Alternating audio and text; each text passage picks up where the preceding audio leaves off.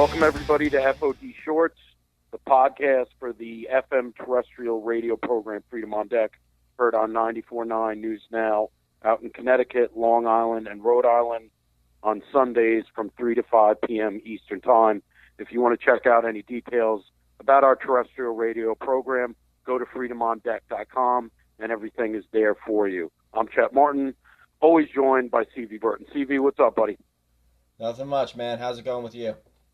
I'm good. It's been a wild month, waiting for the midterms to come up and waiting for the results.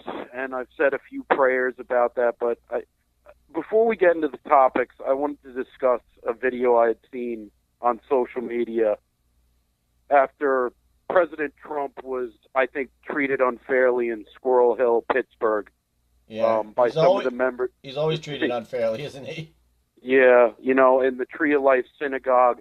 I think a lot of the Jewish community over there and I think they were very far left Jews out in Pittsburgh, that put their politics in front of their religion. President Trump is not anti-Semitic. Let's keep in mind who his family is, okay? And I saw a lot of attacks unfairly to the president over there and also online.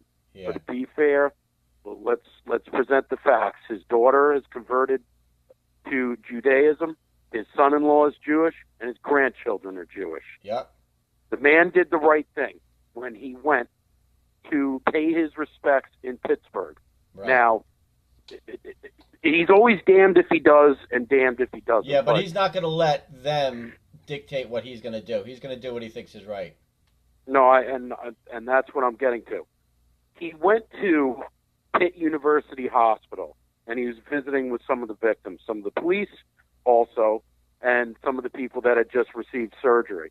Right. When he was walking through the corridor, some of the doctors and nurses started to applaud and said, thank you, Mr. President, God bless. And he immediately turned around with his wife, his lovely wife, Melania, and his lovely daughter, Ivanka, and his son-in-law, Jared, and the Secret Service, and went and met with these folks and talked with them and thanked them for everything they had done. He actually pointed out that one of the doctors had just came out of surgery, which was interesting. Yeah. And the glow that was on everyone's face, it really struck a chord with me, and I was just really happy to see that there were a lot of folks in Pittsburgh that were very happy that the president came. Of course, the media won't show you that. No. But that video is all over the place. It's actually right now. It's on the Daily Caller. It's in Breitbart. I shared it too. I saw you sharing it on Freedom on Deck, and so I shared it. Yeah. And I wrote a comment saying this really chokes me up. Well, it shows you a side of the president that the media doesn't want to shine a light on. And, it's one thing I want to say on our program is that one thing that I do know about President Trump is he has a big heart. Yeah. And he is a very caring man. And he does care about people. And I think it's one of the things that he's really mischaracterized by the media as being this ogre that hates people, that is vicious and vile and demeaning. Yeah. And I've heard stories throughout the years of him paying off people's mortgages, his charitable work, just what a terrific guy he's been throughout his entire life prior to being the president. Of course, when he became the president, everyone attacked him. But, and nothing could be further from the truth. And if that video, if any of you people listening out there haven't seen it, just look at President Trump Pittsburgh Hospital, and it's really interesting. And I was happy to see somebody actually sharing it. So I'm glad that they recorded that moment. I think what moved me the most was the love that the people have for him, because it's in stark contrast with what the media portrays. You know what I mean? They hate him so much. They constantly are calling him names and impugning his intentions. And I think the point you're getting is not only do they mischaracterize the president, but they mischaracterize a lot of the people to make it seem like everyone is resisting the president, everyone hates him, and nothing could be further from the truth. Right. It's just not true. I know. And I know. And it pisses me off, but at the same time, I'm glad that video's out there, and it's worth checking out, isn't it? Yeah, definitely. Okay, so we're going to be talking about Trump ending birthright citizenship. Now, there's a lot of different voices out there. Of course, we have the caravan, the mob, coming over and getting closer every day and becoming bigger every day and becoming more violent every day and becoming more of military-aged men. You're not seeing women or children anymore, and they're not even hiding it anymore. Yeah. But now the president has challenged birthright citizenship. And a lot of the left are saying, well, you'd have to change the 14th Amendment to do that. Now, I don't want to get into all the logistics on the 14th Amendment. There's a lot of misinterpretation in that amendment. There's a lot of wording in that amendment. Yeah. And don't forget, the 14th Amendment was designed in order to protect former slaves, African slaves, that became citizens, American citizens, after they were freed. Yeah, but that's only part. That's only part of the 14th Amendment. The 14th Amendment is actually my favorite one because it says equal justice and equal protection under the law, and a lot of what goes on in our government goes against that. You know what I mean? Like the progressive tax code. You know, where the rich are punished.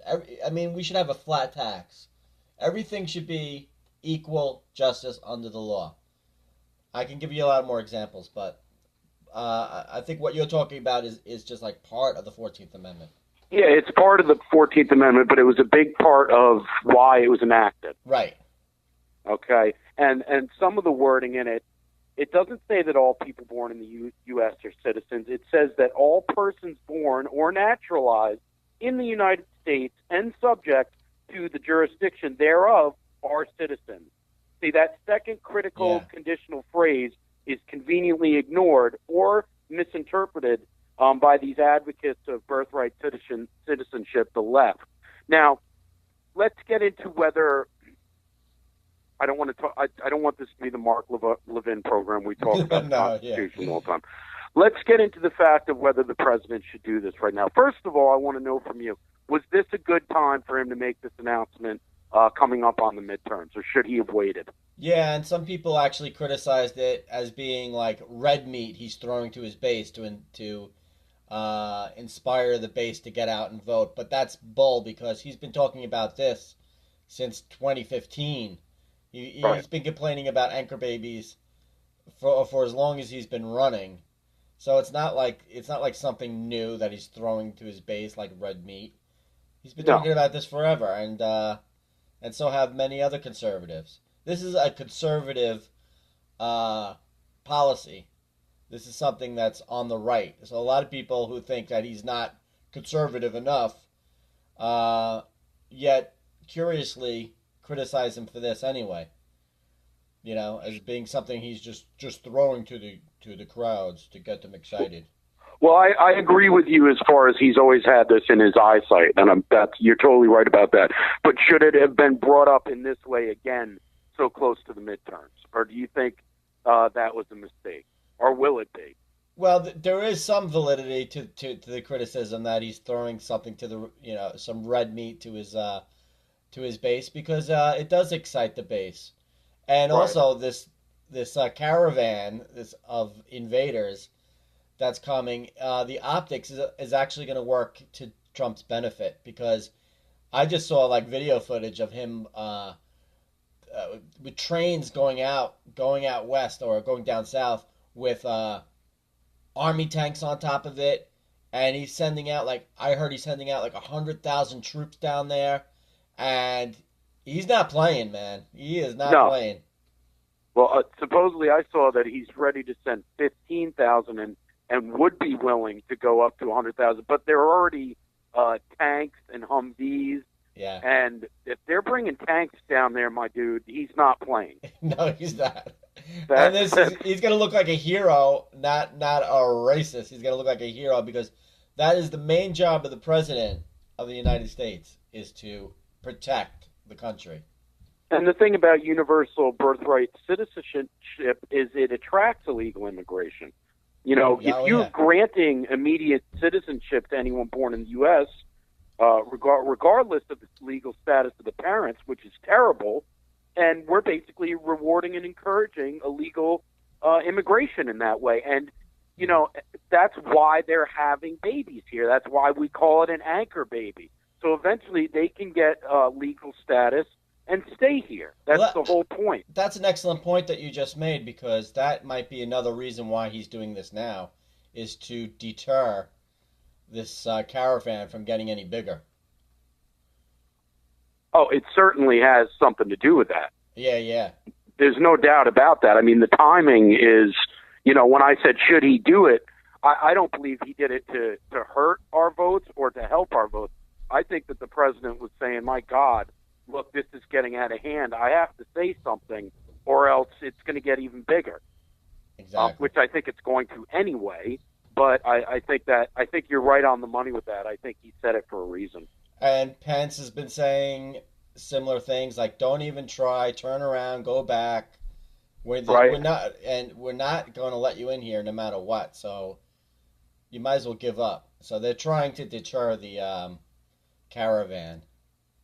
And I keep saying it's like Invader of the Body Snatchers, Invasion of the Body Snatchers. Yeah. Because you know, Lindsey Graham, I don't even notice him anymore. But like, when did Lindsey Graham become Donald Trump's greatest ally? Lindsey Graham says that he's going to introduce legislation to end birthright citizenship if Trump follows through with an executive order. So, you know, or follows through with a presentation of an executive order. And Lindsey Graham said he's fully behind it. So bravo to Senator Graham. I mean, you know, the guy's he's been doing great in my opinion lately. Well, you know, since he lost his boyfriend, John McVie, not McVie. I'm not talking about Fleetwood Mac. McCain. Yeah. You know, he's like looking for another boyfriend. Maybe. He came out of the closet, but you know, to be fair, he's been a lot better lately. Yeah, he's been a lot better lately, but that doesn't mean I'm going to forget all the crap he pulled. No, I agree with you. McCain was still around. I agree with you there. But, you know, Trump's going to need some allies if he's actually going to push forward with this. Oh, yeah, he's willing to make allies with former enemies any day of the week. That's his modus operandum. You know, make friends with your enemies. It's better than just, you know, it's better than keep fighting. You know, you might as well try to learn to get along. You know, if it's to your benefit, what's the point? Oh, absolutely, absolutely. And he's been doing that, you know, since before he was president. You don't think he's made friends with enemies that he had in the business world? Oh, yeah, I mean, Saudi Arabia, North Korea, you name it, Putin. He just, you know, he wants to strike a deal. He's willing to let bygones be bygones. If we could just make a deal that everybody can be happy with. Wouldn't it be nice if the Democrats felt the same way? If we could just strike a deal, you know, it's like they're not even willing to come. They're not intelligent. Yeah, they're not intelligent enough to even come to the table. Not willing to meet you a fourth of the way. No. So, anyway, I wanted to get into something else here. Okay. CNN's Don Lemon. Uh-oh. You know, I know where you're going. Lemon lime. What do you call him? Lemming?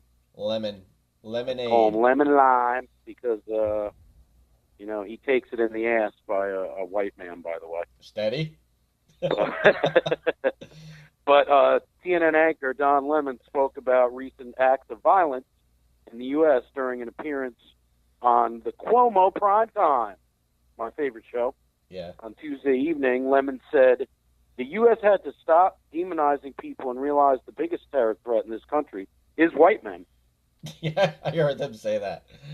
Yeah. I have to laugh because you know what? If you don't laugh, you're gonna go insane. Well, CV Don Lemon was referring to Caesar Sayoc and accusing the pipe bomber of being a white supremacist. Now, Caesar Sayoc was described by the media, first of all, as having some type of tribal blood in Florida, and then they said he was Filipino. Right. So he's not a Caucasian. But he looks Honduran to me. Okay, he looks Honduran. And then he's also talking about this anti-Semitic jerk, this piece of shit that went in and killed all these innocent Jews at the synagogue in Pittsburgh. But, Right. I do have to agree with Don Lemon on something. He said that white men that are radicalized are the real terrorists in this country that we need to worry about. And you know what? I'd sort of have to agree with that. When we're referring to, you say it. You know where I'm going. I want you to say because I think I know where you're going, but go ahead. When we're referring to Antifa. Oh, I thought you were gonna say the socialist left in general.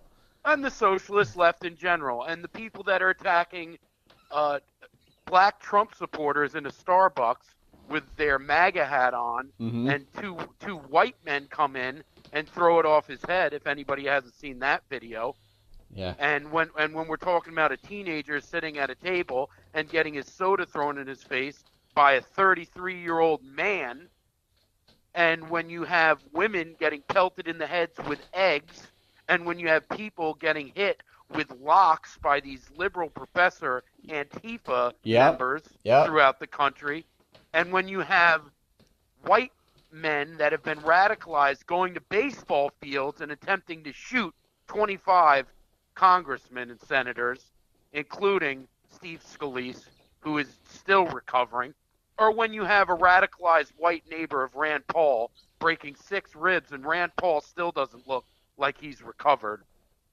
No. Are those the radicalized white men that he's talking about? Yeah, and it was going way back to like 2016 or earlier, at Trump rallies when they were caught, the DNC was caught orchestrating riots to incite violence from Trump supporters so that they could accuse Trump supporters. They were caught on tape admitting that to Veritas. They still do it. I mean, we saw what happened in Oregon with the disgusting Antifa members that met those old white folks from North Carolina in the street and redirected traffic. Yep. And when the gentleman got out of the car, as you said, you could see that they were waiting for him to react first and hit them, but he didn't. Yep. And then they reacted by hitting his car with pipes. I think, as I was saying, I've been saying that they have 2 sets of polls: the real polls that worry the hell out of them, and the fake ones that they are trying to shape news with, or fake news. And they're worried because they're being associated with violence and being a mob, and that's what they had going into the midterms, was that they are labeled as a violent mob, and so it's an orchestration.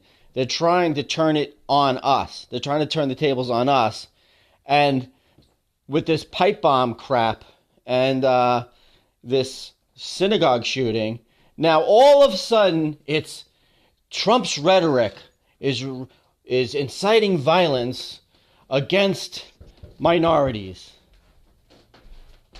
What I'd like to ask Don Lemon, if he's willing to make the statements he's making and go after President Trump over frivolous accusations, why hasn't Don Lemon ever called out Maxine Waters and the Congressional Black Caucus for meeting with Louis Farrakhan, who has called for the extermination of Jews worldwide and called them termites, not Semites, but termites, and has repeatedly called for the extermination of Jews.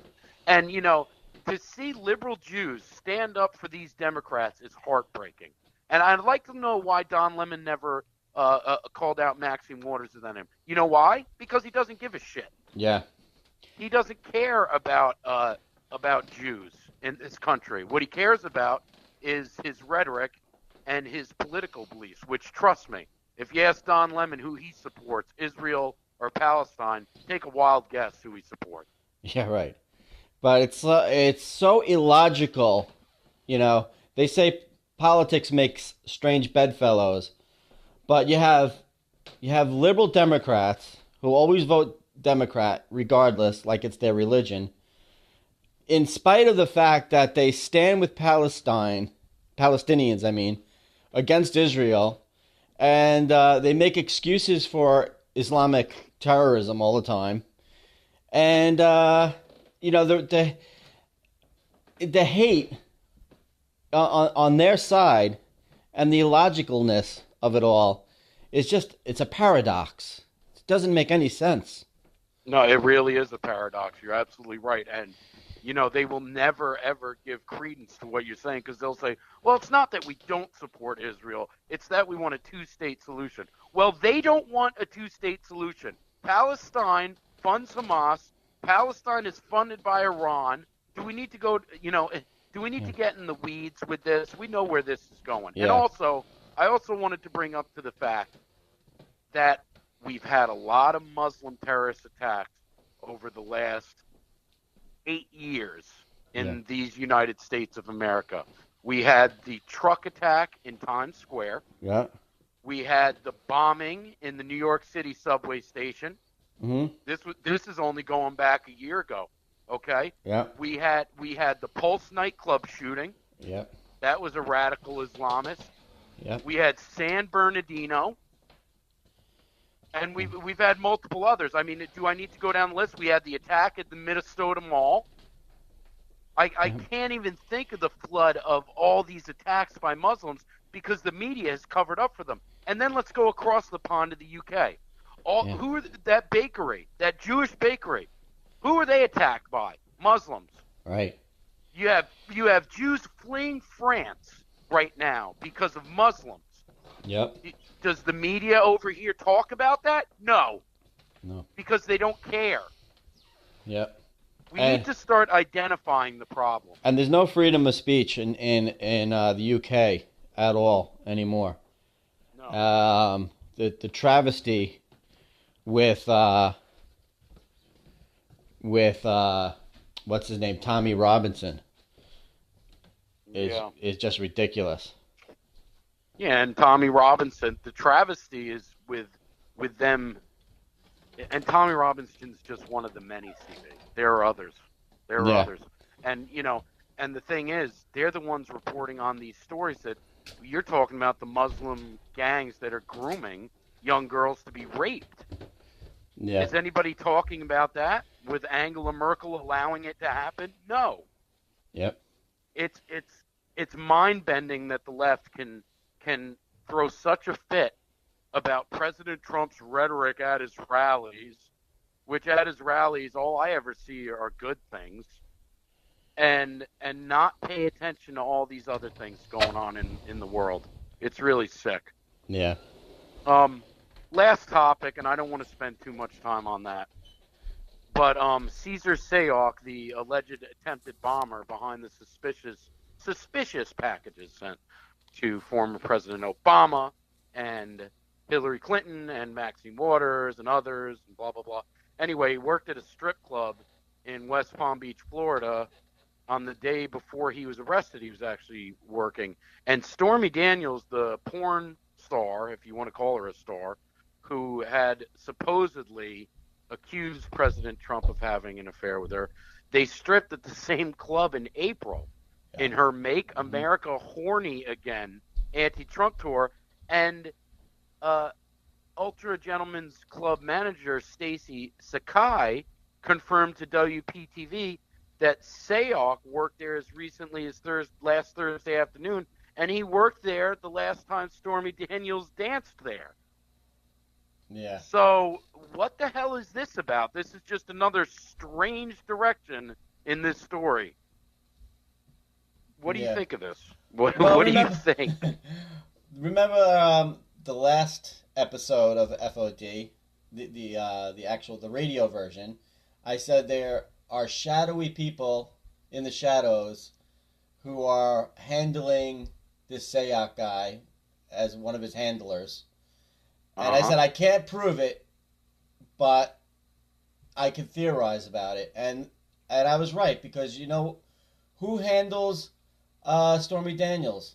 That sleazy, creepy porn lawyer. The porn lawyer, Avenatti. Yeah. I think he's behind this mail bombing. That's my theory, because he was introduced to him through Stormy Daniels, and he's trying to run for president, which is a laugh. He'll never get the nomination, first of all. Oh God. And so he thinks he doesn't really want to run against Trump himself. He might want to run for president, but he's hoping that the House will fall into Democrat hands and they can impeach Trump or whatever. It's a pipe dream. And that, that he'll be able to run in 2020 not against Trump but against somebody else, like Pence or something, which might be Hey, that was a good pun. It's a pipe dream. Oh yeah. I'm sorry. I didn't. No pun intended. No pun intended. You might be right. He also said that he was targeted by Cesar Sayoc himself. Now, you read this. He's claiming that he was targeted. Oh yeah. Never got it. See that only lends more credence to my theory. Yeah, I was targeted by him because he would obviously target himself to make himself not look like the guy who's really behind it. You watch. I bet he's behind it. You watch. Cesar Sayoc is going to get out of jail in like 2 years, and he's going to be worth like $10 million. I don't know. Yeah, probably. He's going to be paid a nice chunk by the DNC, and he'll go. I don't know. Maybe he'll make his own stripper island or something like that. Who knows? I don't know. It's awfully fishy, and I think Avenatti is part of it, in my opinion. Oh, that's another good pun when it comes to Stormy Daniels. Awfully fishy. Steady. It's a pipe dream. All right. Well, I don't know what to think of this story. It's just that we talked about it last week on the podcast. This story, and we talked about it on the actual terrestrial show. Yeah. This story is ridiculous. It's just gone way into left field. I mean, this just makes it even more bizarre. Yep. But listen, anyway, everybody, please come and check our show out this Sunday at 3 to 5 p.m. Eastern Time on 94.9 News Now and Stimulating Talk in Connecticut, Rhode Island, and Long Island. But most of you aren't in Connecticut, Rhode Island, and Long Island. So what you do is you go to 949newsnow.com and you can click and listen right there, or you can go into TuneIn Radio and look up 94.9 News Now, and you can also listen there. If you want to listen to any of our other stuff or just check us out in general, it's FreedomOnDeck.com, and we'd really appreciate that. We always have some of the best guests that you can find in the nation with us, and this week we actually have Matt Palumbo, who is basically Dan Bongino's right-hand man. He's going to be talking about his new book that he co-authored with Dan, and it should be a really good show. So, CV, man, I'll be seeing you on Sunday, bro. All right. Thank you. Take care.